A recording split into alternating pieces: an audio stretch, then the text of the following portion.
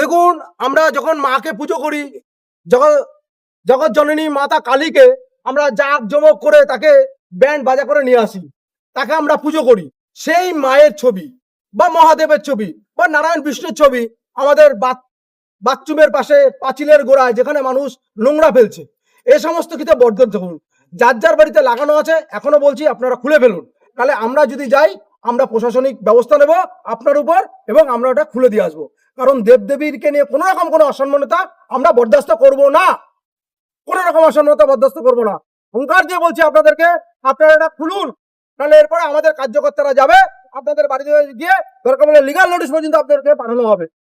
আগামী দিন কোনো হিন্দু মায়ের বা কোনো হিন্দুদের কোনো যদি সমস্যা হয় বিশ্ব হিন্দু পরিষদ সবসময় তাদের সঙ্গে আছে, সঙ্গে থাকবে।